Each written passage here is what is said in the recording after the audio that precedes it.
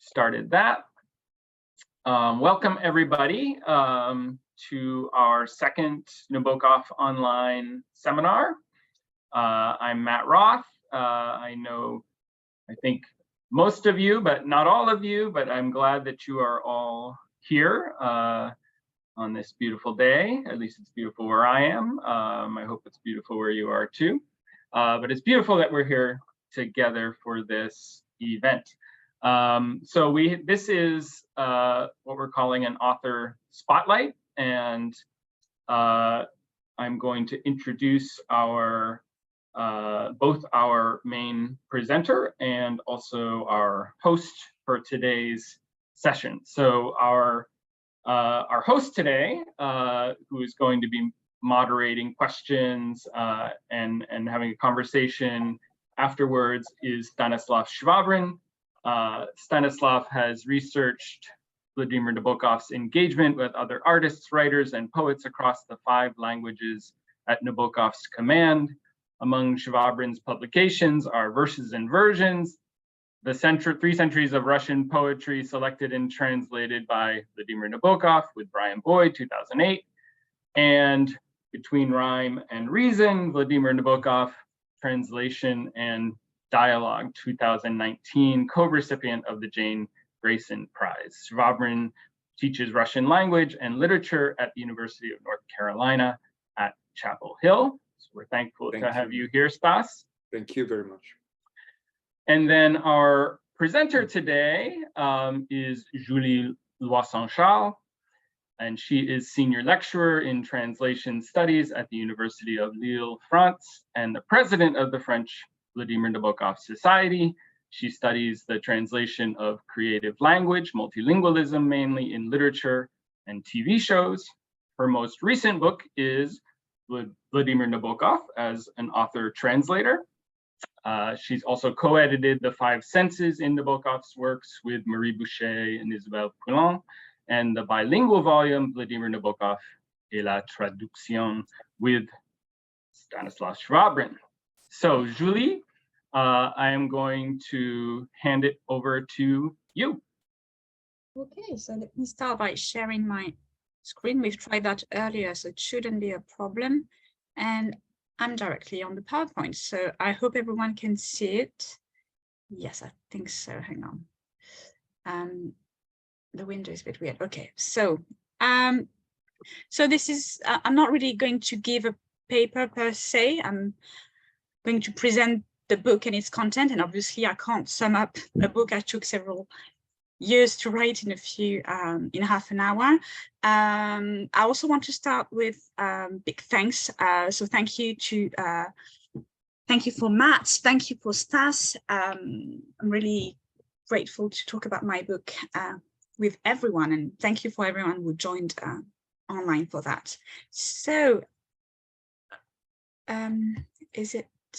Yes, that's good.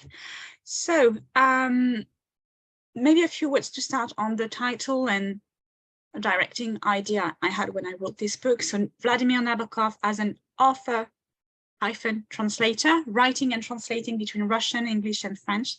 And one thing that often strikes me is that, sorry, do you all have this, do you all see the Zoom thing in the middle of this PowerPoint? Are you clear? Do you see my thing in the middle? Not sure what you mean, Julie. Oh, sorry, the Zoom bar was actually lower than it should, and I couldn't see, and good, I can see my PowerPoint. Sorry. So one thing that often strikes me with Nabokov is that is often seen in several dichotomies. So there's a binary vision of Nabokov. Is usually seen as a Russian-American writer, and I really like this quote by my colleague Yannick Chupin. She wrote, "Vladimir Nabokov has embarrassed many a librarian seeking just the right place for his novels on the bookshelves. The author of Ada or Ada is not exactly an emigre Russian writer, nor the great American novelist, in spite of Lolita's top-rated place in anthologies of American literature. His position in the literary landscape has been the source of many debates. Is Vladimir Nabokov the last of the European modernists, or the first American postmodern writer. So this is this vision of Nabokov as a bilingual or bicultural writer that often puzzled me, and I tried to go against it in my PhD and in my first book, Vladimir Nabokov ou l'écriture du multilinguisme. So you see that I didn't talk about bilingualism, but multilingualism. And more specifically, and that's probably the French person in me talking, there is the trilingualism that is important for Nabokov. And I really like this quote in this interview that Brian Boyd and Anastasia Tolstoy included in Think, Write, Speak, and that is translated here into English. So Anne Guérin asked, do you think that your knowing 3 languages, Russian, French, and English, has made a difference? And Nabokov answered, insisting on the number 3. I like words. Yes, I know these 3 languages well, this troika, these 3 horses I have always hooked up to my carriage. Another dichotomy I tackled when I talked about author-translator is the fact that Nabokov was a writer and he was a translator. And this is what he wrote about this tension between his writing and his translation. The innovating part is that the translations of Gogol I have to make require another section of the brain than the text of my book, and switching from the one to the other by means of spasmodic jumps causes a kind of mental asthma. And very often I think that his activities as a writer and as a translator are studied, analyzed separately. Of course, there are some notable exceptions. I'm thinking of, for example, Jenny Coates' article in which she talks about translation as a topos in his writing, woven into the drama of the narratives. It is openly discussed by protagonists in Ben Sinister, Pnin, Pale Fire, and Ada. This is something that Elisabeth Bourgeot commented on when she talked about a translation in Nabokov's novels. Another exception, obviously, will be Stas's book that has been really important for my own vision of Nabokov translation and for the writing of this book. And it's interesting that even though, like me, he has a binary opposition at the beginning between rhyme and reason, he also has a ternary inscription with Vladimir Nabokov translation and dialogue. The other exception I see in the dichotomy between writer and translator is the fact that people work on self-translation. Is actually one of the topics that interest them, because self-translation is actually a mix of writing and translation. But for this book, I was interested in the borderline cases between writing and translation. And so I didn't want to write yet another book on Nabokov and self-translation. So and another title I contemplated, if you think of this, this is not a pipe. I thought I could entitle the book, This is Not a Book on Self-Translation. Did not do that, but it was in the back of my mind for quite a long time. If I go back to this quote about the troika of languages, this is how I ended my conclusion. 3 languages, 3 parts, 3 horses. In this monograph, I intend to go beyond the dichotomy between author and translator, and to show that the notion of borderline cases, but also border as a frontier, is fruitful to reevaluate the totality of Nabokov's creativity. So really to show him as an author-translator, not just an author or just a writer, just to show how they work together. So the 3 parts I have in my books are Nabokov and pseudo-translation, Nabokov and the author behind the translator, so that's on his translation of Eugene Onegin, and the 3rd part is on Nabokov as a French self-translator. So you see, I did talk about self-translation, but not in your usual, Russian English back and forth writing. So I'm going to concentrate on, I'm going to talk about everything, but focus more on some specific parts. I'm going to insist on pseudo-translation because it's something I've never published anywhere else. I've never talked about that. I've never given papers about that. I did work on Nabokov and Onegin earlier. I talked about Nabokov as a French translator in Wesley. But pseudo-translation is really not known, and especially it's not known for people in literary studies. It's also not known for people in translation studies, because I was one of the people who didn't know what pseudo-translation was. So I discovered that when I talked with a colleague in Lille who's called Ronald Jen and wrote a book on pseudo-translation. So the very quick definition of pseudo-translation is a translation with no original. So you say, this is a translation I'm giving you, and you suppose there's an original because a translation has an original, but it has no original. So it might bring some ideas to you about Nabokov, and I'm going to tell you what this brought to my mind first. So a translation with no original, but actually if you dig deeper, because it's obviously more complicated than that, is that often there are some sources, some bits of existing text that are included in those translations, I mean pseudo-translations. And also you often find some foreign elements that are here to prove it's a translation, or actually to prove that your hoax is actually not a hoax, it's a real translation. So when my colleague told me about that, obviously, or maybe not obviously, but what it brought to my mind was that I thought of Vivienne Canbrood's text. The first one is The Wanderers.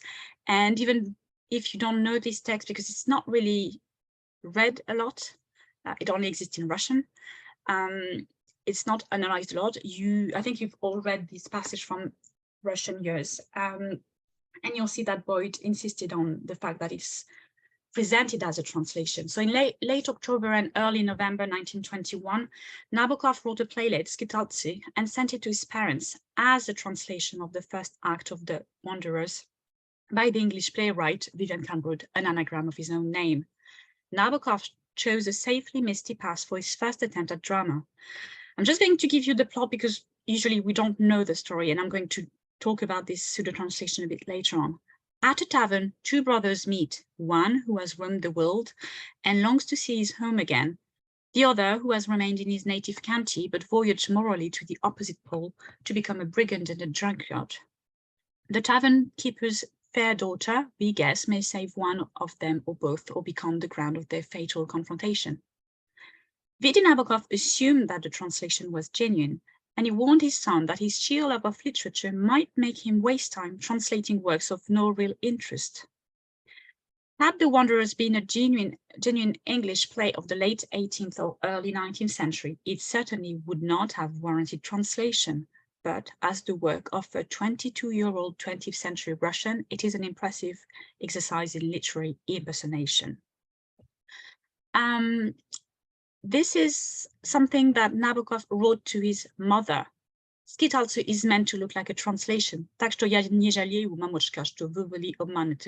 is my translation below. I'm not sorry, mommy, that you were deceived. It was a hoax and she just thought it was real. And I'll go back later to this quote. It is meant to look like a translation. Siggy Frank also is one of the only scholars who actually, that I know of, who wrote about The Wanderers in English. And I don't know if it's really visible on the PowerPoint, but I put in bold type all the references she makes to pseudo-translation. Again, like Brian, she doesn't use the word pseudo-translation because it's actually really been used from the 1970s. It was created in the 18th century to talk about Volodymyr by, what's his name? It doesn't, but it's been popularized in the 1970s in translation studies circles, so normal that she wouldn't use it. So she talks about, this text that's purports to be a translation is a mock translation again. It purports to be a Russian translation, and then the last sentence is interesting. Nabokov returned to this little hoax much later in a poem, which continues the initial prank in another alleged translation of Vivienne Canbrood. And this translation is a poem called The Night Journey. So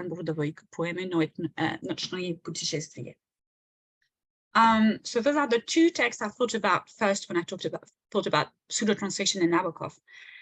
Then I thought of some letters with no originals we have in some novels, and I studied some of them in my PhD, so that's why they sprang to my mind initially. The most obvious examples I have are from Despair, The Real Life of Sebastian Knight and Pnin. In Despair, there's this letter that Herman coins. So Felix is supposed to have written a letter in German, and Herman translates it for us. And it's signed Sparrow, and we'll go back to Sparrow later on. And he says, I was long in relishing that last letter, the Gothic charm of which my rather tame translation is hardly capable of rendering. So that's an example of pseudo-translation. Another one would be the letter that the narrator has supposedly, you know, a letter from Pnin to Lisa. I am afraid you will be pained by my confession, my dear Lise. The writer, though using Russian, called her throughout by this French form of her name. And then you have some Russian words to prove he has an original letter. It is always painful for a sensitive, truthful person to see another person, etc., drinking himself to death, Gavariat Spilsa, etc., etc. You have a similar thing in the real life of Sebastian Knight. So this is in the middle of January 1936, I got a letter from Sebastian. Strangely enough, it was written in Russian, but obviously he gives it to us in English. I am, as you see, in Paris and presumably shall be stuck, Zastrianu. I am fed up, Askomina. And then you have all those Russian words proving that. You even have something quite interesting in the middle if you look at that. True, they have heard voices in, and then you have a bracketing comma, one or two indecipherable words that Chitu, just to show you that, you know, he's pretending he has this letter and that he can't make sense out of it. The other idea I had about Nabokov and pseudo-translation, like the obvious ones, was a letter that Nabokov translated. So I guess all the Russian scholars here are thinking of Tatiana's letter in Eugen Onegin, because you remember that she writes to Onegin this love letter and she writes it in French. So Pushkin writes, I'll be obliged Tatiana's letter to translate. She expressed herself with difficulty in her native tongue, hence wrote in French. And again, a bit later on. But here's an incomplete, feeble translation. Just for you to know what's interesting is that there is no French original, but Nabokov recreated the French original in his commentary. Like he tried to write the original French that Tatiana would have written. So those are all the texts I had in mind. And when I started digging, I actually found lots of other connections between pseudo-translation and Nabokov. So this is the structure of my first chapter. There's the introduction where I explain what pseudo-translation is. And then there's something on intertextuality. So all the famous pseudo-translations that Nabokov read or knew, or the ones that impacted his work. I'm going to mention them only quickly, but we can go back to them if needed. Obviously, there is, well, maybe not obviously, but specialists in pseudo-translations often say that Cervantes' novel is the most ancient or most famous pseudo-translation because it is supposed to be a text written in Arabic and then translated into Spanish. So the whole text is a pseudo-translation, and Nabokov mentions that when he talks about the pretended translation of the pretended Arabian account of as the pretended discoverer of this account suggests. The other text is Macpherson's The Poems of Ocean, and I connected that to the Song of Igor's Campaign and Pale Fire. I'm not the first one who made this connection, and I was really helped by this article by Priscilla Meyer, and obviously the corresponding pages in a book, Find What the Seller Has Hidden. So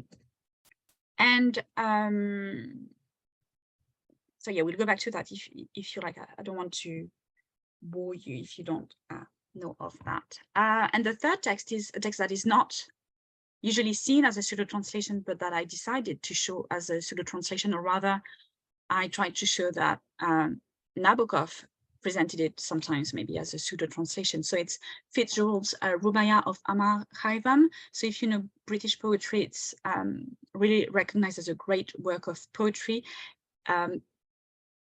more or less translated from Persian quatrains. And just one thing I can mention to go back to the sparrow I mentioned is that Fitzgerald recognized that his translation was kind of not the best thing there could be, but this is what he wrote. But at all costs, a thing must live, with a transfusion of one's own worst life, if one can't retain the originals better. Better a live sparrow than a stuffed eagle. So the fact that Nabokov signed it, sparrow, signed his own pseudo-translation as sparrow for different reasons just struck me as important. And he had read the text because he wrote a review on a Russian translation of the Persian text in which he mentions Fitzgerald. Again, I'm going to go quickly over that. My second chapter is on translating pseudo-translations, because there are many existing pseudo-translations that Nabokov translated all into, mostly into Russian, but also into English. So there is one in French, Les Chansons de Bilitis, that he translated when he was 18.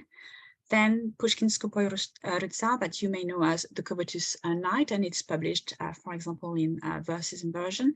And I have to thank here Stas for telling me about this text, and then Tatiana's letter that he translated from the Russian into English. And then I talked about Nabokov's pseudo translations, the ones I mentioned before, so The Wanderers, The Ring, The Night Journey, and his embedded translations. There is only one I want to focus on because it's, as I said, a text that is not often studied. It's The Wanderers, and also because I'm rather happy of the find I managed to get. You remember that Nabokov said, Skitalcy is meant to look like a translation. Meant to look like a translation. So of course it can refer to the pseudo translation, but there are also other things there. And here I have to thank my Russian tutor who told me about this play by Schiller, actually his first play that was immensely successful throughout Europe. And it was translated into many languages. It impacted many writers, included Walter Scott. This, so I don't speak German. I think you would pronounce it Die Räuber. So in English, you would call that The Robbers.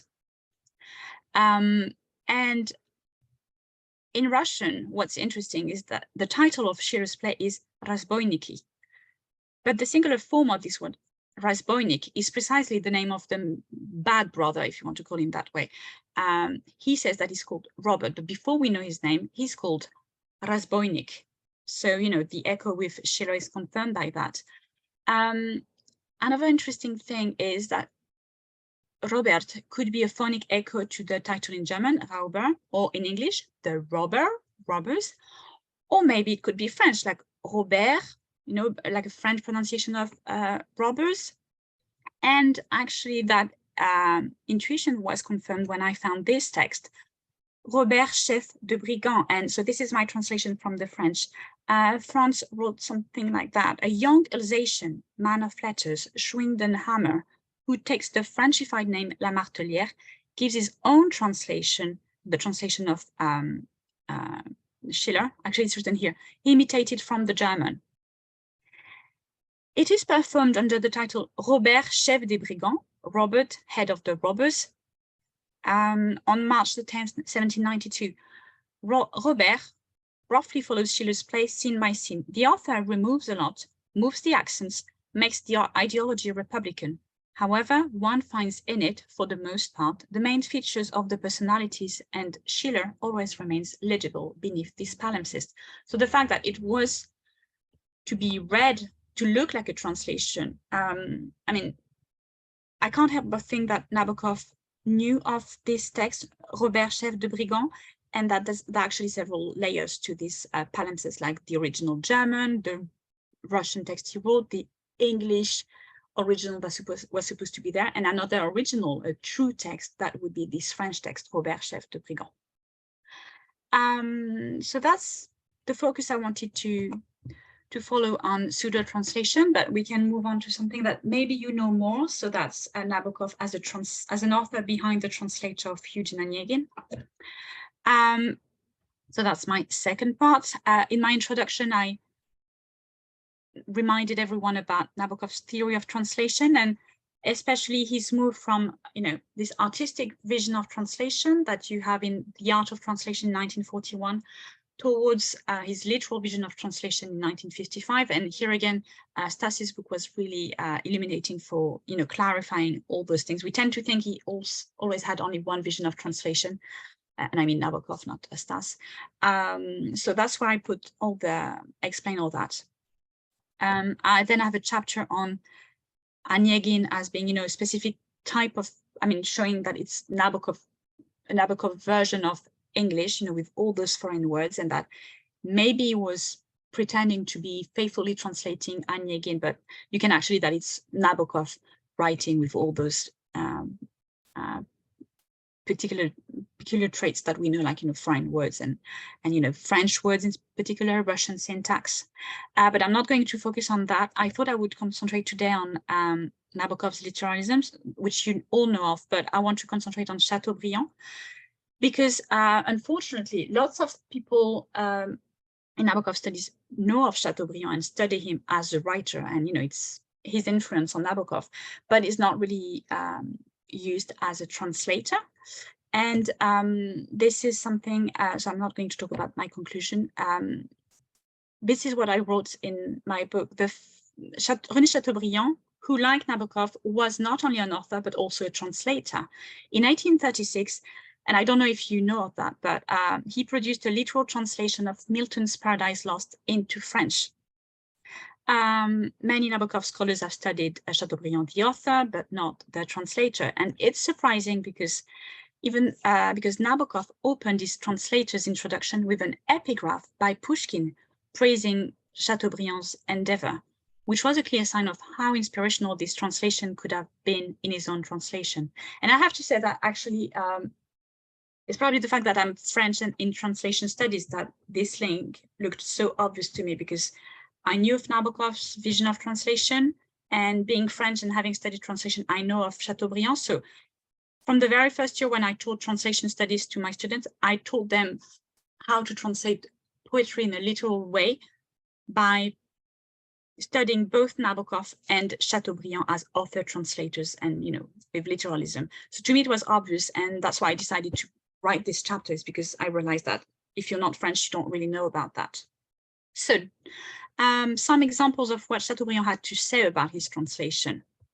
Sorry, no, that's first the epigraph. Nowadays, an unheard of case, the foremost French writer is translating Milton word for word and proclaiming that an interlinear translation would be the summit of his art, had such been possible.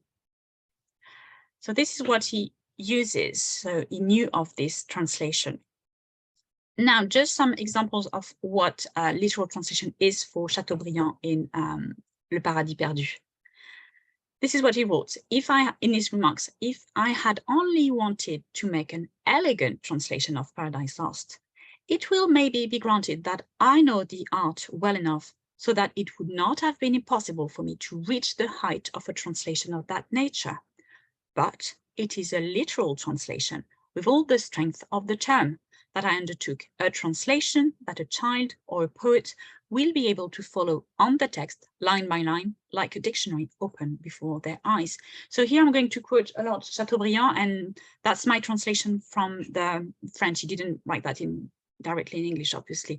I'm not going to give all the quotes by Nabokov because I think most of you had them in the back of your mind. One interesting thing is that to explain his vision of literal translation, Chateaubriand used the metaphor of transparency. I traced Milton's paper through glass. So just like a child would use tracing paper, papier calque, to copy a drawing, Chateaubriand refers to the translation process as a piece of glass which enabled him to make a French copy of Milton's Paradise Lost, even if this version could be considered a calque, so a bad translation. Therefore, for Chateaubriand, the transparent glass means that the reader has direct access to the original text, which is given in a source-oriented translation. And obviously, that's the vision that Nabokov had for Onegin as well. This is another quote from Chateaubriand that is reminiscent of Nabokov's vision.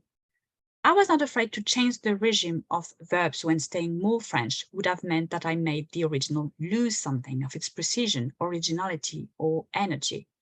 It will be clearer with examples. The poet describes the place of hell. He says, many a row of starry lamps yielded light as from a sky. I translated it as plusieurs rangs de lampes étoilées émanent la lumière comme un firmament.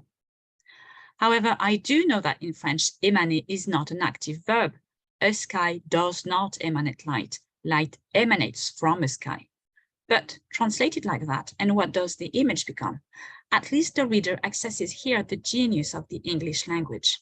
He learns the difference there is between the regime of verbs in that language and in ours.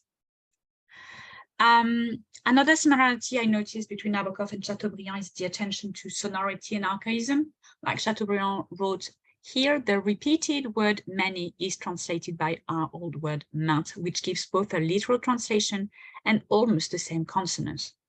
And Nabokov had similar reflections on wspomnienia, and he chose rememorating and not what Wilson had suggested.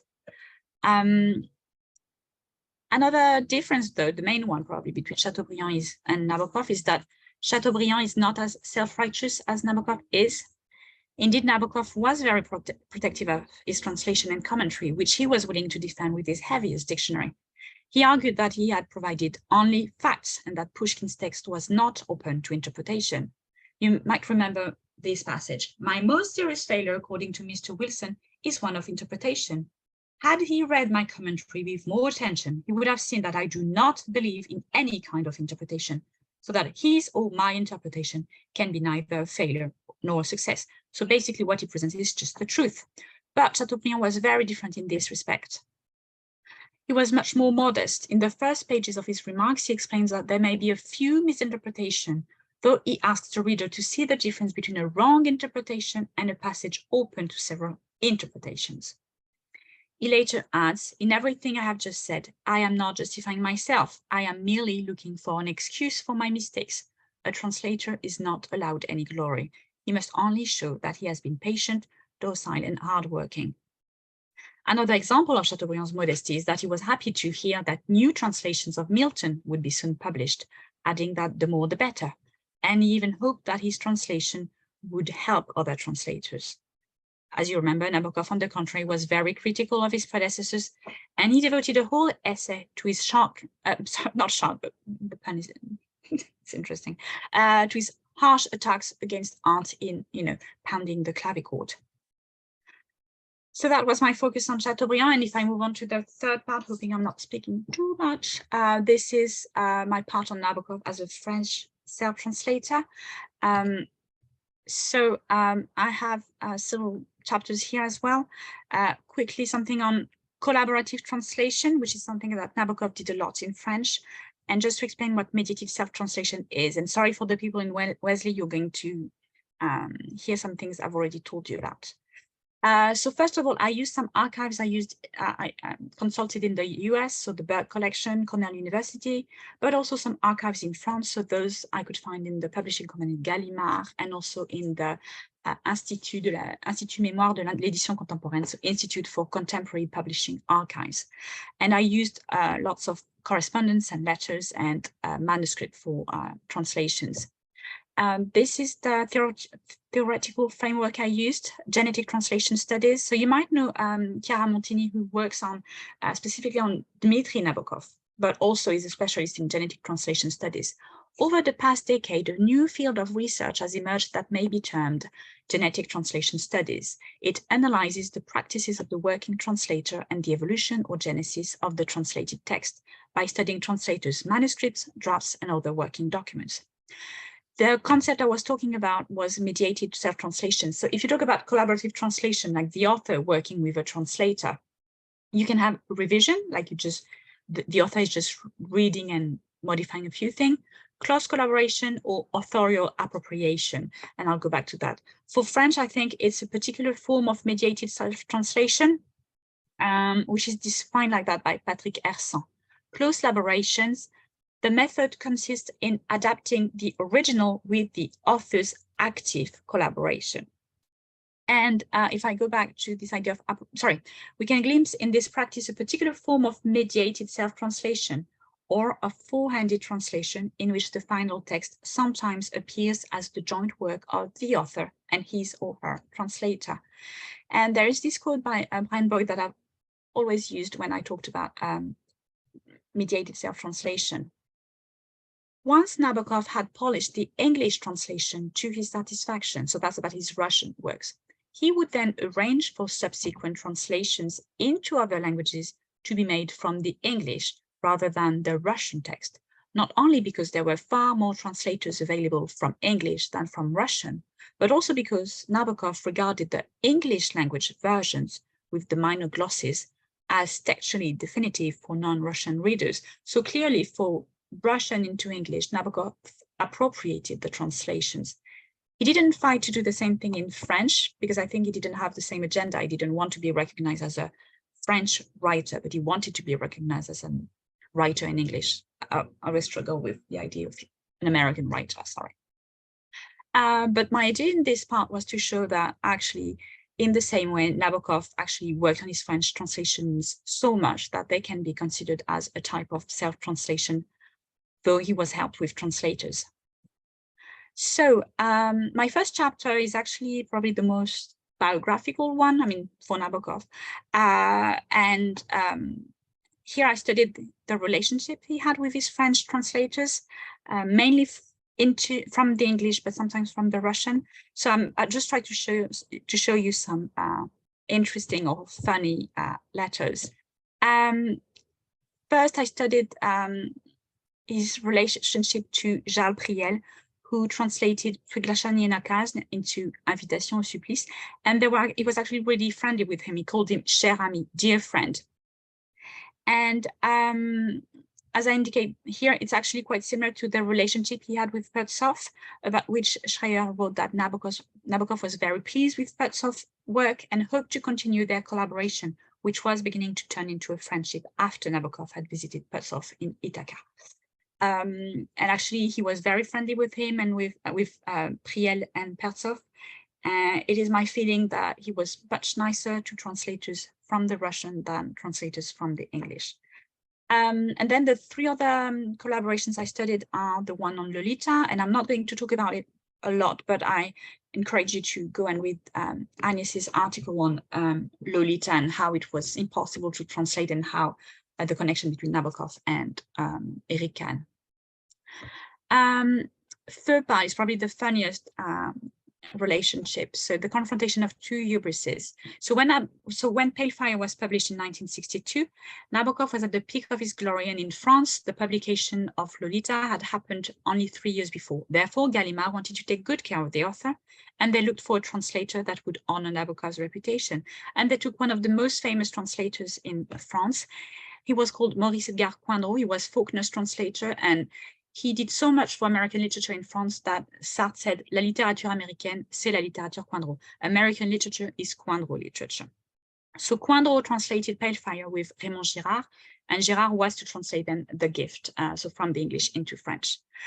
But they were both, Nabokov and Coindreau were very proud men, to say it nicely. And here's an example of their fights. Coindreau wrote, so here's, I think I translated from it's Nicholas Manning translation. So Coindreau writes to Nabokov, "I have not published 33 translations without having learned that a translator has certain imperious duties towards the author whom he translated. He must consult him in order to avoid semantic contradictions, misinterpretations, to resolve insoluble problems which may require makeshift stopgaps. But a translator's duties stop there where the author's begin. Duties which may be summarized by one rule: let the translator be master of his own syntax and vocabulary." So basically, Coindreau is telling Nabokov to stop changing the translation and stop interfering. Like, he may be the author, but he's not the author of the translation. And obviously, Nabokov didn't agree with that. So that's one of the originals in French. But I'm going to read it to you in my translation into English.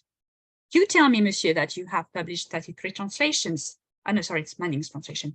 I, myself, have had more than 60 translators. Given that up until now, I have allowed myself no interference with your style or Mr. Girard's, the violence of your fighting against thin air does not seem justified to me.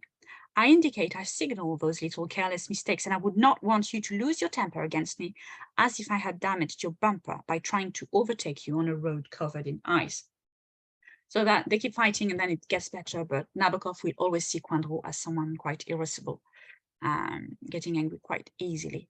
The last collaboration is the one on Ardor, A Man on the Verge of a Nervous Breakdown is the title it shows.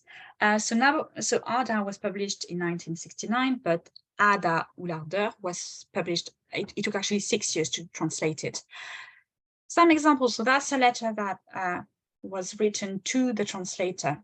"Since Monsieur Nabokov does not belong yet to the infinitely patient crowd of deceased people, we allow ourselves to ask for an acceleration of your pace. So the translator is not working fast enough, especially not for Nabokov. A description by Nabokov's agent. The news from the translation of Ada are not great, but they are not desperate either. It is Monsieur Henry L. who went to Brea to see Monsieur Chahine. He tells me, literally thousands of pages written in the hand of the translator, who sometimes made up to 16 versions of some passages. She even says later on that they don't want to make him angry because he's so unstable that he could burn the whole thing. Chahine actually had a nervous breakdown due to the translation and his relation with Nabokov. In a letter written in 1972, Nabokov's agent even described Chahine in the following terms.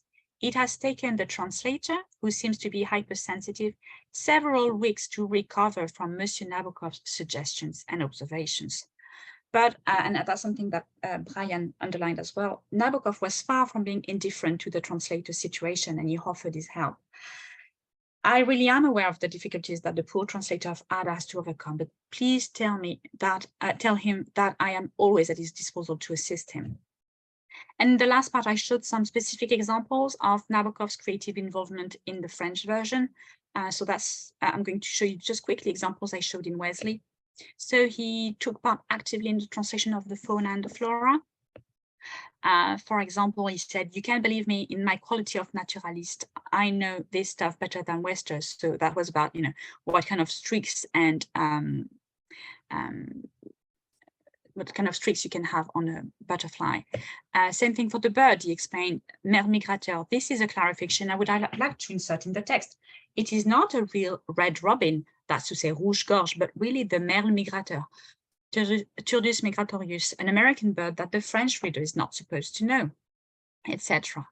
Then some letters where Nabokov or Vera explained that he has supplied the correct ornithological or botanical terms, and he did the same for poetry. So just for Autre Rivage, so Speak Memory and Lolita, he translated himself the verse and everything having to do with butterflies.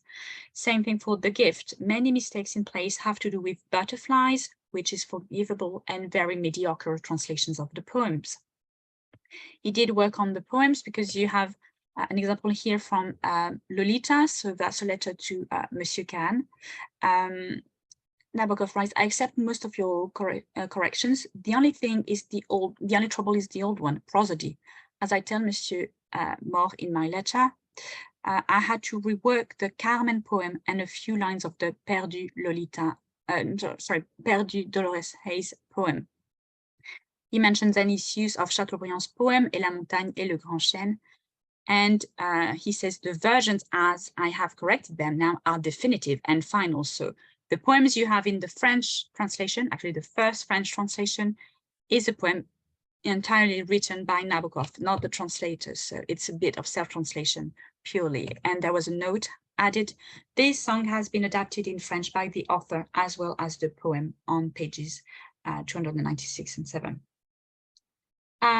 Same thing for the puns, and I'm just going to go quickly about that. It's the pun on, souffler, the French pun on souffler. And in French, you have ici elle employa un terme d'argot des plus répugnants qui traduit mot à mot dans le Schweizerdeutsch de l'oncle Trapp serait auspumpen. Here, the pun that they used in French is a creation both of Nabokov and Kahn. Nabokov said, "I hope that you liked my find. I'm very proud of it to solve the souffle problem.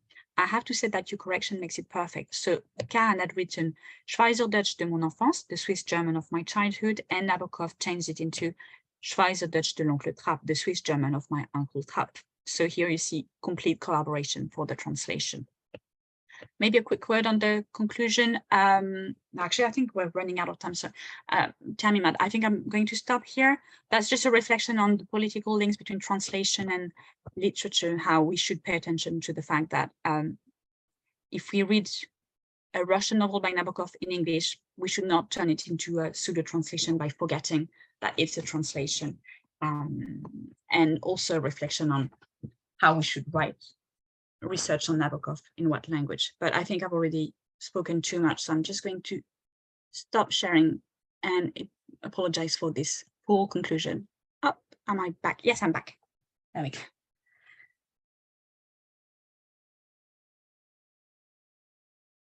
I hope you're still awake. Yeah, I see your eyes, so that's good. All right, no, everyone's awake. Good. Fully, completely awake. Thank you very much, Thank you. Julie. All right, well, Julie, maybe I would still ask you to round things up a little and offer your take on, and sorry, this is going to be a predictable reference, what translation is as far as Nabokov is concerned. After all is said and done, right? I think it's William Blake in his Proverbs of Hell, enough or too much, right? But when all is said and done, what is it that emerges from your close study of translation in Nabokov? What is translation for Nabokov? The thing is that I think it has been several things depending on the direction of the language, depending on if you translate it from the Russian or from the English or from the French, depended also on his age. Like you showed that, for example, in your book, how, you know, it used to be artistic translation, then it became literal translation. So I'm not sure I can answer in just a few words what translation is for him, because I think for him it's something that needs to be treated with utter respect. Like, he's really specific on the words you need to use, and that's why he really gets angry with his translators when their translation doesn't respect the way he would have written it or the nuances he perceives. So that's why I think translation is really connected with writing. For him, it's not just selling his books abroad. And actually, he told his agent, Ducierga, so the first agent, that he preferred his books not to be translated than to be translated by translators he did not agree with. So he preferred to wait rather than butchering it. It was actually, I mean, you know how Brian underlined the fact that the translation of Ada really made him really tired. And I think Chiara Montini said that Dmitri thought that it's the translation of Ada that led him to his death. And it was so exhausting for his health that it impacted him, because for him, translation was a continuation of his writing. I mean, when it comes to his novels, for the translation of others, it depended. I mean, sometimes it was artistic, sometimes it was literal. So very complicated matter. That's why I had to write a whole book. And I think actually lots of other books could be written about that, because it's so important for him. I mean, when you're a multilingual writer, translation means something, I think. I don't know if it answers your question. I don't know if you have an answer for your own question. I think it does. No, Julie, yeah. I think it does. Thank you very much. And once again, I'm struck by how closely and inexorably it leads us to this question of death. Not to wax excessively metaphysical here, but we start this conversation, there are these linguistic matters to consider, and yet again, death and way of overcoming it or not, how often this conversation leads us to the last divide, as it were. Thank you. Thank you very much, Julie. Dear guests, dear viewers, dear listeners, dear colleagues, questions, please, responses. And we have our chat open. So perhaps I will be keeping an eye. I think Dana did waved or wanted to say something. Hi. I'm sorry, it's noisy around me. I was just, I agree with you, Julie, that he views translation with the deepest respect. And I was wondering if you could reflect on how that lines up with his views on gamesmanship, play, nature's deception. Is there a way to make those harmonize, or are they on a collision course with each other? In the pseudo translations, it's clearly a game. He's playing a game with originals that don't exist. And by the way, you forgot to mention De Lalande. Oh, I do in the book. Okay, I do. Right. Yeah, I'm sure it wouldn't have escaped you. But yeah, like this late life, not late life, like Onegin, as Stas points out in his book, how his philosophy of translation changed quite radically over time, and you also make a lot of that. So if translation is a respectful activity, how does that impact his view, his playful view on nature and other literary texts and the world in general? That's my question, and I'll mute myself because it's so noisy around me. Oh, we don't hear any noise. I'm not sure I can, I mean, you're right about pseudo translation in games, because one thing I try to show in my introduction to the part on pseudo translation is that people usually talk about pseudo translation as literary hoax, and actually literature is about playing. Like if you you can pretend it's like Humbert pretending it's a real text, you know, it's there was a psychoanalyst and all that. So it's just a game of literature. I'm thinking of the autobiography of hang on, Toklas. What's her name? Gertrude Stein. Yes, so like Gertrude Stein, and an autobiography, not of Stein, but of her friend. And so it's all a game about, you know, pretending to write a true account, but actually it's fiction. So, you know, when you say hoax, it means that it's negative. So I preferred the idea of pseudo translation to literary hoax, because a literary hoax can also not be a translation. Like Lolita is not a pseudo translation. So for pseudo translation, I think there is that mention of game. Then with nature, there might be this idea of maybe translating nature, like you have to respect the way you translate the fauna and flora, but I don't know if it's what you had in mind when you meant nature. You think about that? No, I was just mentioning like his view generally about the prioritization of play, of a playful attitude towards certain things, and how play gets valued in his work, and how that matches up with his deep respect for translation, which can't be playful. Like you can't be playful with other people, right? Yeah. You have to honor it, and that honoring seems to exclude a playful attitude.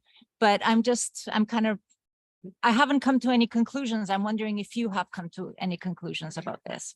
I don't have a conclusion, but you're right about the fact that he doesn't play with translation. To him, it's serious business. That's why he says, you know, basically you can criticize my novels and I don't really care, but my translations, like I will just defend it with my heaviest dictionary, because it's the truth, it's facts, it's not just interpretation.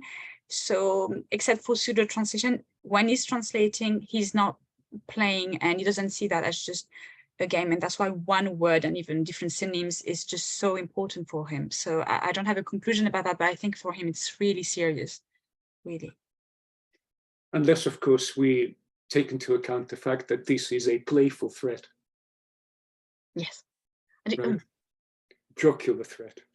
Yeah, you think?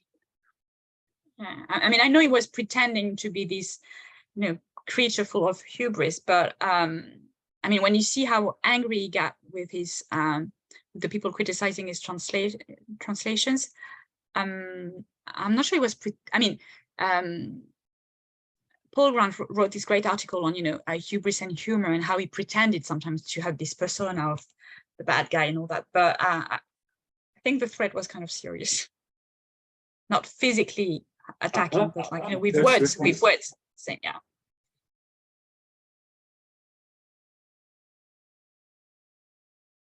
Right. Yes. Stephen Blackwell. Thank you, Sasson. Thank you, Julie. That was a wonderful presentation of the book, and I haven't finished it yet, but I'm really looking forward to finishing it. I guess I had a serious question and a less serious question. I'll start with the less serious one, and you can dispense with it quickly, and then maybe treat the more serious one. The less serious one is how do you think? So speaking as a French person, how do you think Nabokov and Chateaubriand compare in terms of their status within their respective canons? So that's not a serious, I mean, it's not a very serious question, but I'm just curious, based on the juxtaposition you gave us concerning their modesty or immodesty. But the serious question is about the question of mistranslation, which is more of a natural evolution out of Dana's comments and question. I'm wondering if you talk about it in the book, or if you've thought about it since, or I'm thinking about examples, especially certainly in Ada, there are very interesting examples of mistranslation, and then there's in Pale Fire, very interesting examples of mistranslation. This theme of mistranslation also is fascinating, and how he deals with mistranslation in various places. I don't remember if there's any in Lolita. I think in Pnin we could probably find some mistranslation, at least some weird translation, right? When Pnin, well, when in fact, in this case, we don't even know what to make of it, right? Cockerell or somebody claims that Pnin said he had been shot, but he probably never did say that he had been shot, right? Instead of fired. In any case, have you found anything valuable in the theme of mistranslation? Does that look like it's opening any interesting doors? Yeah, that's really interesting. So the question on canon, I guess it depends if you talk about the French canon, and I'm not sure Nabokov is really part of the French canon, but if you compare it to the canon in English, I can say that when I was a lectrice in Oxford, I remember scholars telling me, why would you work on Nabokov? Like, for him, he's not part of the canon, right? Because, you know, Oxford is, I don't know, they stopped at Joyce basically, and further, it was not canonical yet. So I guess they're comparable. And another thing I could say about Nabokov in relation with French is that I think his French was rather canonical, or rather Chateaubriandesque. Like he didn't have a very modern French. Like his French was very much 19th century French, and I think that's why it was a bit. Some reviewers or revisers thought it was a bit stilted and had to be corrected. And I think it's why he really liked Charles Priel's translations, because basically all the publishers said that this translator was really stilted and archaic, and that was boring. And Nabokov had this very old-fashioned French. I think in English he had a much more modern version of English. I wouldn't know for the Russian. My Russian is not good enough to know if he's perceived as classical or modern. I mean, I know that he didn't master the modern Soviet language like jeans and all that for Lolita. So that's one way of answering your question. For mistranslation, it's something I actually mentioned in the conclusion, so that's why you didn't get there. One thing I did not tackle was the representation of translation in his novels, and that's why I mentioned the work by Beaujour and by Jenny.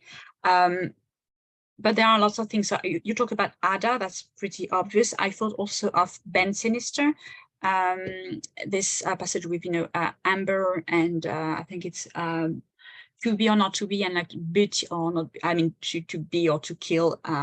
There's also Laugh, something about Baroque, people thinking that the barks are thinking about the barks like the boats in French and translated as a wrong translation of Baroque. So there's that as well. So I did not talk about mistranslation, because the representation of translation, I think, would need a whole book. And this in translation studies, it's called the fictional turn, the analysis of the representation of translators and translations in fiction. So that's something I'm starting to work on. Like you can think of movies like Tarantino's Inglourious Basterds. You can think of Babel.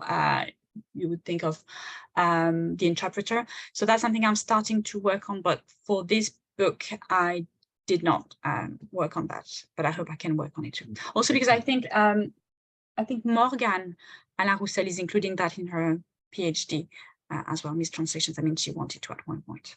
So yeah, that's one thing I didn't talk about, unfortunately. Thank you. Well, I'm excited to hear what you will do with it in the future. Okay. Thank you. If I may interject quickly, what if mistranslation is where the magic happens?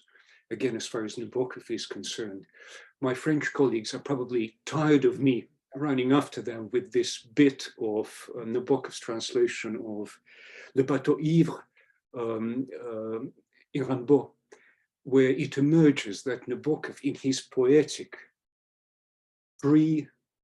literal translation of the poem occludes the Rimbaud's orientation toward the present in general and the French Commune in particular.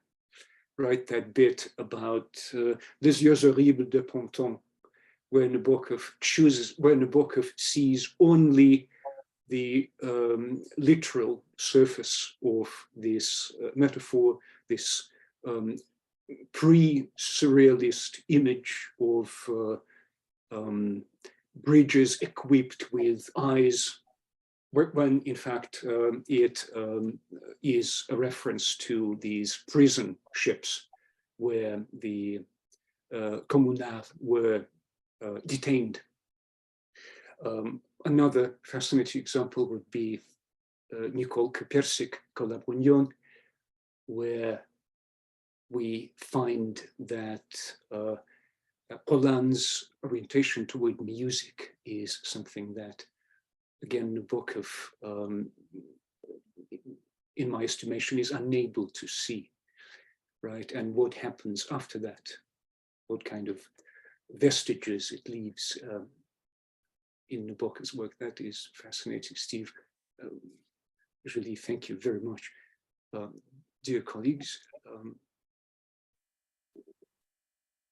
Dombremy, as an example of mistranslation, thank you very much, Professor Meyer. That was Priscilla Meyer's comment in the chat. I'm saying this for the benefit of our recording, taking care of the future, as it were. I'm not sure that these things are going to survive in our recording. The book should. The book certainly shall overcome everything. Maybe we could invite Tatiana Ponomarova to weigh in on the question that Julie and Steve have raised on the quality of Nabokov's Russian in terms of its flavor, the way it sounds. Tatiana, if you don't mind putting you on the spot like that. Yes, thank you, Stas. I'm sorry, I only joined in the middle of the seminar, so I couldn't be with you from the beginning. So, so I'm not really in the position to make comments or questions. But yes, since you're asking me, thank you. Can you hear me well? Because I seem to have problems. Okay, thank you. Thank you very much indeed. Yes, Nabokov's Russian. Yeah, this is a very interesting question. Thank you, because it's something that I've been thinking about for a long time, and sometimes even we brought up this subject at our seminars and conferences. Yes, because Nabokov's Russian was the Russian he brought with him. It was part of his cultural luggage, and the longer he stayed, the longer the Russian diaspora stayed in isolation from the mainland. And that really began in the 1930s, because in the 1920s, there was still a lot, when he was living in Berlin, there was still a lot of contacts, even not only written contact, but also meetings. People still came and went. And, you know, that some of the cultural figures were undecided for quite a long time, whether they should go back to the Soviet Union or try to make their living in Europe. So Nabokov, I'm sure he followed all that. We know he followed all that.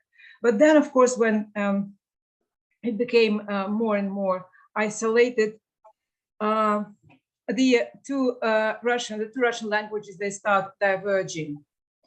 And by the time he was writing Lolita, I think it's very, very obvious in Lolita.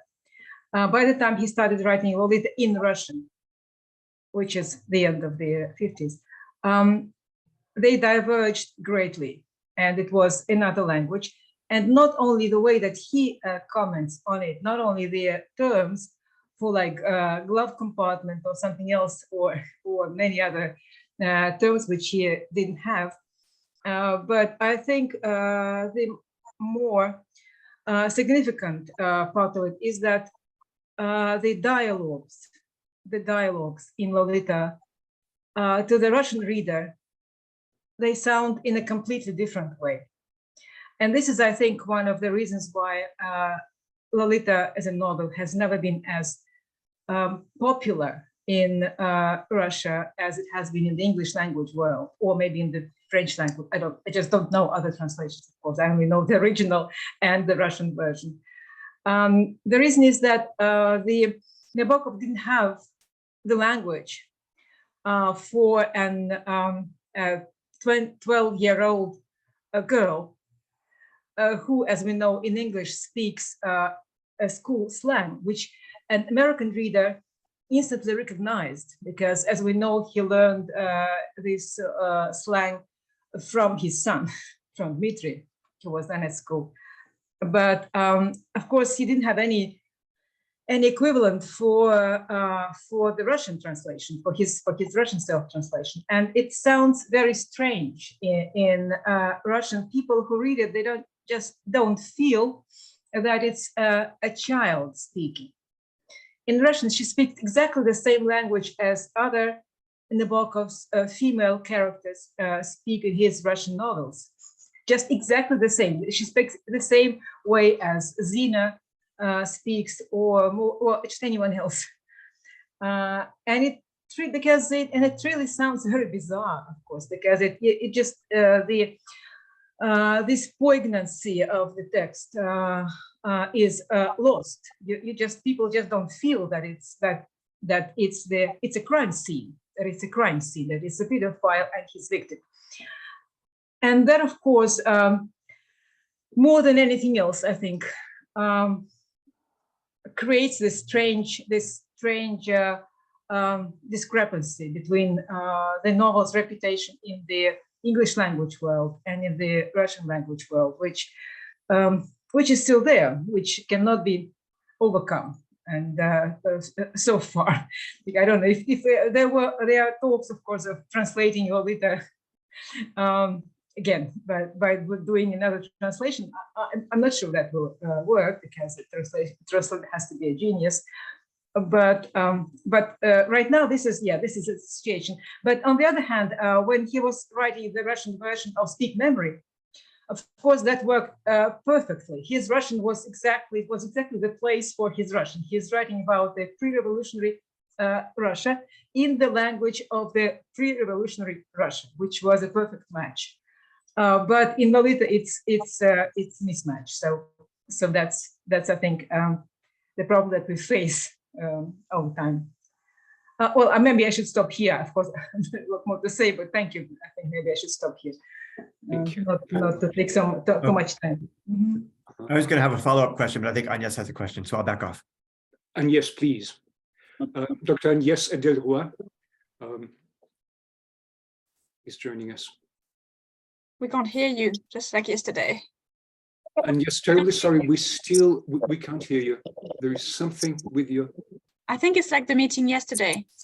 It also didn't work, huh? A meeting on Lausanne, just to, whet your appetite. Is it better? No. We don't hear anything. Maybe Agnes could type the question, and while that's happening, I can give my quick follow-up, which is very silly. So Julie, you actually made my question much more interesting than it intended to be. And you answered it with a much more meaningful answer than I was looking for. I was simply wondering, so if we agree that Nabokov is probably recognized as one of the top few, 2 or 3 20th century writers in English, and maybe in Russian also, is that the same kind of rank that Chateaubriand would have in French in his own century? Yes, I think so. I guess for the 19th century, you would have Hugo, Chateaubriand, maybe Balzac. I mean, Agnes is a specialist in French literature. She could probably help me, but I guess you would think of Chateaubriand and Hugo as like the greatest writers. Okay, thank you.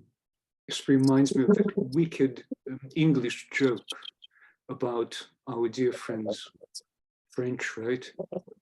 Who is your, a Frenchman is answering the question, who is your best poet? Victor Hugo, alas. That's right, we don't endorse that kind of humor, but all the same, all the same. And while Agnes is typing her question, thank you very much. I will maybe make a quick autobiographical digression independent to Tatiana's commentary on Nabokov's Russian versus his English in Lolita. Indeed. I remember how struck I was by none other than Ray Bradbury, whom I met, using without any kind of second thought the word swell, right? She's a swell kid, right? And of course, when we listen to the crushed kids of today in America, whatever they say, the word swell isn't quite there. Dear native speakers, please correct me if this word is still current. But I remember being struck by Ray Bradbury being, of course, in these imperfect terms, a representative of that generation. And he was using that adverb without a second thought. I think after being handed a glass of white wine and a bit of cheese. Swell. Right there. Just while Agnes is writing, one thing about what Tatiana said about, the two Russian languages are diverging. It's something I've written about in the book, the fact that pseudo-translation is also used by Nabokov to, it's often connected with Pushkin, and there is this, this idea of taking classical Russian and defending it, because in the poem, what's it called? The Night Journey, there's this rewriting of Pushkin passing on as Chenston, and just lots of elements showing that he used pseudo-translation to defend his vision of Russian. There was this feud with Aldenov and all that, and pseudo-translation can be seen as a way of defending a classical vision of Russian, like the Russian that immigrants were writing. I think Anya's question is typed. So. Or reaction. Julie, would you mind ventriloquizing? So I wanted to react to what Tanya said about Lolita's Russian language. It's very interesting. I compared word by word the English, Russian, French versions of Lolita, and I think there is the same problem about Lolita's language in French. Example, zillions used by Lolita and translated zillions by Can, which means nothing in French for a French person. That's a good point. I think, I don't know if I can follow up on that, but I think one of the reasons why Nabokov chose English over French, besides the fact that he had a position offered in the US, is that French doesn't lend up to neologisms and creations as much as English do. Like, you can say in English, I slammed it into the oven. Like, if you talk, you can't say that in French. Like, you can't be that creative, and I think that's one of the things that made that Nabokov's French was stilted, and the creation he evolved towards was not something he could have found in French. And zillions, I think it doesn't mean anything in English either, but a native speaker would see that a zillion is like, billion, million. In French, you would just say, tu parles mal français, it doesn't exist, and that's it. So. Anushka Alexandra Rose. Anushka, if you'd be so kind. Hi, thank you so much. Very interesting talk, and nice to hear you talk about it again after last year. I had it's probably unhelpfully enormously deviating in terms of widening out. I wondered about the idea of translation, especially pseudo-translation, as like a wider method of reading and writing, and this idea of how it also can encapsulate a sense of communicating something or miscommunicating something. I know you talked about mistranslation and how you're not talking about it, but I was just thinking about all of the mistakes when characters mistakenly, like in Despair, or this idea of reading something incorrectly or reading something in the way that you want to read it. And I was just thinking about that in relation to the way that Ice Cream Van, that Nabokov's translations are almost exclusively also him rewriting and him translating not just the words on the page in this very kind of diligent way, but translating his own thoughts and making changes and making edits, or as Boyd says, kind of minor glosses. So I don't know if you can speak to this idea of translation as like a wider method of reading and writing. Yeah, I'm hoping that I understand your question the way you mean it. I'm hoping it translates correctly. What I hear is also one thing about, was Nabokov was he translating himself when he was writing in English? Which is an idea I don't like, because it would be this idea that forever he was thinking only in Russian and he was translating his thoughts. I think it's really not paying respect to a bilingual capacity of, thinking directly in English and writing directly. So this conception of Nabokov translating himself is something I wouldn't agree with. Then Nabokov translating his thoughts, possibly that depends how we take translation, like in Russian, like, is it something about to convey? Is it, literally translating? And then the way you understand others, yeah, you could say that reading someone is understanding someone.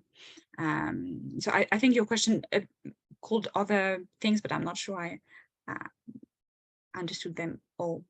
Yeah, I think so. I think when I was talking about him translating himself, I was talking specifically about, for example, with the Lita, or when he translates the story or authorizes translations, and when then he makes so many edits, and clearly kind of takes the opportunity of, oh, I have to translate this into English, or let me make all these changes now. Yeah, like translating as rewriting. Yeah, exactly. Yeah, it's really something interesting with self-translation. It's this idea of, is it, and it's actually something I did earlier when I worked on the links between psycholinguistics and translation.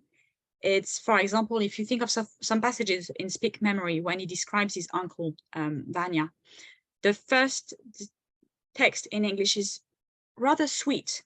And then, is it because he wrote Lolita? Is it because he became older? Is it because he wrote it in Russian? But in the different versions, he sounds much harsher. So one thing would be to say, oh, it's because he changed languages, and when you change languages, you're not the same person. Another way would be to say, well, he got older, and it so happened that he happened to change languages, but it's because his creative vision changed. And that's why when he was self-translating, he was also rewriting, because his aesthetic vision of his own works changed. And very often he said, I don't really like to go back to this or that Russian novel because, I find it tacky or this or that. So yeah, I think that there is this evolution, and sometimes translation is just one of the elements.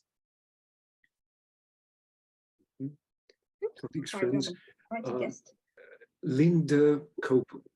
Linda, would you care perhaps to ask or comment on the connection that you are suggesting? This is addressed to Julie, of course. Please comment on Nafisi's book, Reading Lolita in Tehran.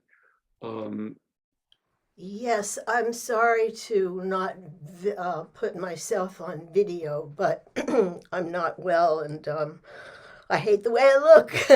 But I have a question about whether what language,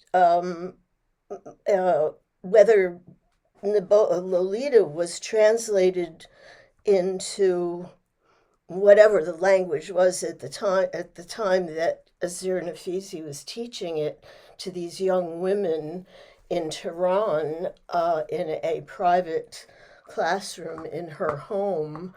And I could not even begin to imagine how it resonated with those young women. And is anyone familiar with whether perhaps they were reading it in English because they were very highly educated young women, but I had the feeling that they might have been reading it in the tongue of their of their country. Does anyone know anything about that? I have a singularly well-positioned colleague to answer this question, but she's not immediately available to answer this question. A prominent translator of Russian literature into Farsi is a colleague of mine here at UNC Chapel Hill. Yes, Ilham Kamrani is her name, but unfortunately, not at the moment. I would like to acknowledge Caroline Kunin's remark. So it was André Gide who said this about Yes. Victor Hugo, alas. Yeah, somebody asked him who is the greatest French writer, and he said Gide, hélas. Oh, Hugo, alas. Hugo, yeah. I got it from my English teacher in this probably distorted version as a way of making fun of the French. In that sense, terribly sorry. Julie, very quickly, and then we have a question from Tatiana. Yeah, I just wanted to go back to Lolita and Taran. I can't answer this specific question, but I know many colleagues who had an issue when they taught Lolita and they were, it was questioned. One thing I can say is that in French, if you study Lolita in French, some things that some of us French scholars have noticed is that the retranslation by Maurice Couturier sometimes sexualizes some words. Like, for example, there's this thing about, it talks about a harem and, someone about to enjoy his slave. And he translated that as qui s'apprête à jouir de, which means to enjoy someone, but it's also the word you use in French to say to come, to ejaculate. So depending on the translation you would use in any language, I mean, in Russian or others, you could also have this argument that depending on the way it's translated, you could tone down the sexual dimension or the tacky dimension. So this idea of venuti, that's a quote I didn't read about, underlining that you are reading a translation, not just assuming that the writer was awful and he wrote this and that, maybe it's sometimes something that the translator did, consciously or not, and not always the translator. So as teachers, when we teach books that are translated, we sometimes need to pay attention to that, not just take it for granted. Thank you very much. We have a fascinating aside from Stephen Blackwell about zillions being a translation of its own kind, right? It is interesting that in the novel she says zillions, she learned it at Camp Q, and then translates it for HH, 100, as many, many, many. And a comment from Alain Champagne, zillions seems fine to me. Am I bad, question mark? French Canadian, right, dear French native speakers, this is for you. Agnès Edelroy is reminding us or giving us a foretaste of things to come at the upcoming Nabokov conference in Switzerland, at the Nabokov exhibition in the You'll even see Girl Scout magazines that Nabokov read for the words that were used in those summer camps. Tatiana, please. Yes, thank you. It's just a brief comment. Not really on translation, but on the degree of whether Nabokov's French was worse than Nabokov's English in, let's say, 1940, when he was making this decision. I don't think I think they were at the same level, really, because his English, as we know, was quite rusty by that time. He actually never used it until he went to England for the first time to give a lecture. But again, there in England, he spoke Russian because he was talking to Russians only in his lectures. Mostly, I know nothing. There was one in English, but mostly it was in Russian. So if you think of it, he left England in 1922, and he never visited any English-speaking country for almost not really 20 years, but for like 15 years, even 16 years. So as we know, his first work in English, which was The Real Life, was he did it with the help of a friend, Lucy Leon, who was really Russian herself, who was Elizaveta Ponizovskaya was her name. But she worked as an English language journalist for International Herald Tribune. So she used English on a daily basis because she reported in English.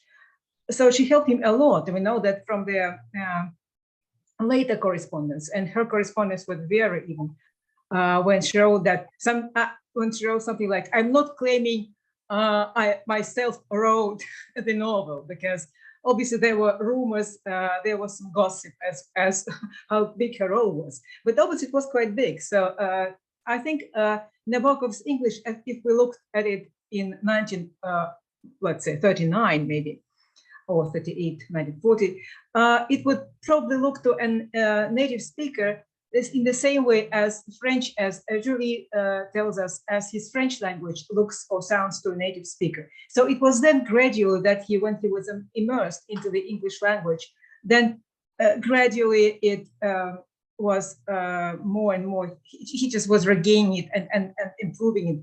And we can also see this process in the way he wrote his diaries. He was gradually switching to the English language in his own diaries. So this process is very visible. We can even follow it, but it wasn't. But in the beginning, it was about the same. Mm-hmm. Yeah, I agree. It depends when you're talking about that. You're right. When at the beginning he had his English corrected, then he said, I know what I'm doing.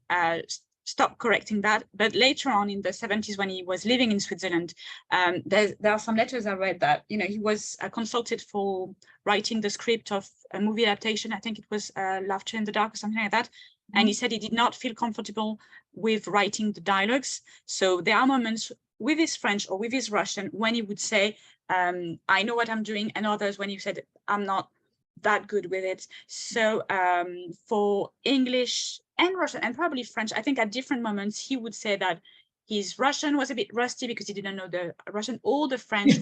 So it does depend. But I think I'm not even sure in Switzerland he really improved his French. I just think it was just quite classical always. But yeah, it depends. Yes, I don't think he used it very much in Switzerland. Yes, he talked to the hotel people, but he never had Swiss friends. He never had people he could really communicate in French with, fully communicate. It was mostly just people who were servicing him that he talked in French. So of course that was not enough. Mm-hmm. Yes, thank you. So I will just add very quickly that even when we talk about this French period of Nabokov's literary career, we mustn't, I think, overlook the editors and helpers who were there to ensure that Nabokov's French was up to the task of being publishable on the pages of the La Nouvelle. Melon de Die is one such editor to whom Nabokov turns for advice, right? And just like any responsible writer, right, Nabokov is a craftsman in this respect, and he depends on his colleagues. A quick comment from Alain Champagne again. If I had to guess, zillions might also have meant nothing, quotation marks, to British kids at the time. Kids, right? Yes, Alain, thank you very much. Stephen Blackwell.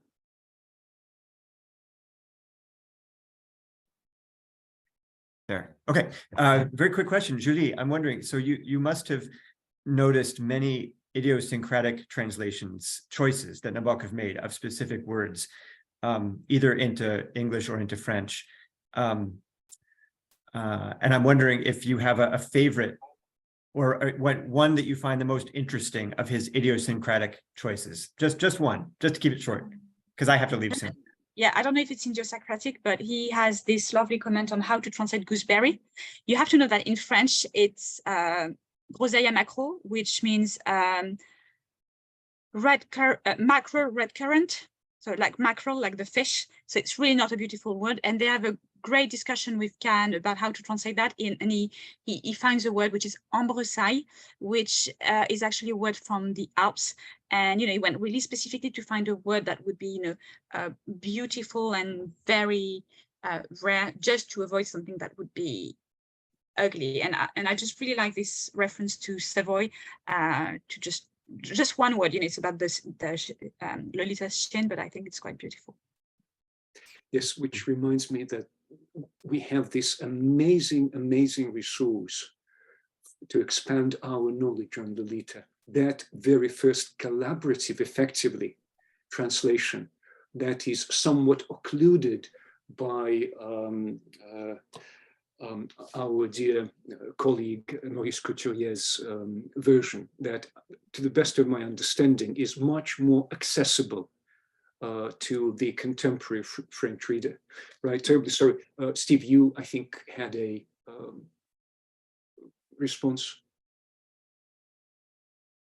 No? No, I do not. Thank you very much, Matt.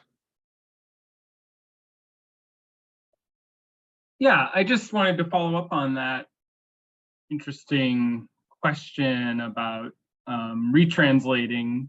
So Maurice retranslating Lolita or whatever. I'm just curious about your own feeling about sort of moving away from Nabokov's very imperious, influence on these translations. Are we well served by having new translations that don't have his substitutions? So not having Eliot et al, Spiderweb, or I think what you mentioned in your book, and things like that. I'm just curious to hear what your thoughts are about that. Yeah, I think one thing I mentioned in Wesley is that as a Nabokov scholar, we could object to the fact that it's not Nabokov's Lolita that we have, because we can say that it's not completely faithful, because as a partial self-translation, he has rewritten something. So if you want to read Nabokov's Lolita, you should read this one. But then you're right. I mean, should we just say, it's Nabokov, let's not touch it and no one else can interpret it? I don't think so. So as a translation studies and as a structuralist, I guess I would say that, I just love retranslations because they are all different windows to one text, and you can dislike it. And there are lots of things that we may not like about Maurice's translation, but there are amazing things in it as well. And I mean, Nabokov had several different visions on translation in his whole life. You can also disagree with Nabokov slightly rewriting Lolita when he translated that. You can decide to read the English Lolita in French, thanks to Maurice, or the French Lolita, thanks to Maurice, thanks to Nabokov and Can. So, and I just love, the idea of comparing the text. I mean, things like, blueberry, when he says to Lolita, in blueberry bushes, my Lolita, etc. It's translated completely differently by Maurice and by Nabokov and Can. And, it's all lots of interpretations that are opened up. And so I find it fascinating. And then, which one do I prefer? I tend to say Nabokov's version, but my experience of reading Maurice's Lolita dates back, and maybe I would enjoy it just as much. But I guess, the Nabokov scholar in me prefers the first one. Actually, the only thing I dislike, the main thing I dislike about Maurice's translation is that when you have a retranslation, usually the other one is just not sold. So except if you find it on Amazon by someone, who just found it in his attic, basically you can't find it anymore. Like my version, I could show you. It's really falling into pieces. It's just, that's this one, and it just falls apart. And I'm hoping one day to have it, to find someone to bind it anew, but you just don't find it anymore. And, that's just disappointing. But, many translations, and that's interesting to see that some other translations, like the one by Coinreau, it has never been retranslated, probably because Coinreau is such a big name. Ada has never been retranslated, but for this one, I think it's because people are scared to translate such a massive volume. But yeah, as many translations as I would like. Yeah. Thank you. To viewers, dear listeners, Thank you very much indeed for your comments, suggestions. And of course, all our gratitude goes to Julie, Professor Julie Loison-Charles, author of this outstanding contribution to Nabokov studies. That is her book, Vladimir Nabokov as an author-translator, writing and translating between Russian, English, and French. The book is available from Bloomsbury academic publishers. On Amazon, it is selling already. It's in the excess of $100. Yeah, I have to say it's because it's a hard copy, and I'm sorry that it's so expensive, but I guess within a year it will be in paperback, so that would be something like $20 or $30. Actually, I picked this editor because this publisher because I thought it was very affordable, but I didn't know that at the very beginning it's, you know, the hard copy is much more expensive. So I apologize for that, but you know, order it through your libraries. It's cheaper. Nothing to apologize for. Thank you very much indeed. It's tidings of great joy that the book will be reissued in paperback, which will become available to a much wider audience. Julie Loison-Charles, Matthew Roth, our host, thank you very much indeed. God willing, some of us, many of us, all of us will have a chance to see each other in Lausanne and beyond, and not only on Zoom. Absolutely delighted to have this international audience today. Dear colleagues, dear friends, dear guests, thank you very much indeed. It's been a pleasure and honor. And can I maybe add something that I wanted to add in the introduction? If you think of translation and, you know, Nabokov, like, should we all write or read in English? I don't know if I can make this announcement, Agnes, but for Lausanne, we took specific steps so that everyone can access it in, you know, many languages. It's not just the hegemony of English. We took specific steps. I don't know, Agnes, if you want to say more about it. I don't know if we should spoil the pleasure. We still can't hear you. Yeah. Again, unfortunately. Very sorry, Agnes. So even if you're not fluent in English or in French or in Russian, all those languages, if you're not Nabokov, basically, there are some steps taken so that everyone can follow. And we're really excited about that. Thank you for doing that. Shall we say goodbye? Yeah, thanks everybody. I guess we'll draw it to a close. I really wonderful questions and of course a wonderful presentation, Julie. Thank you. The show will go on.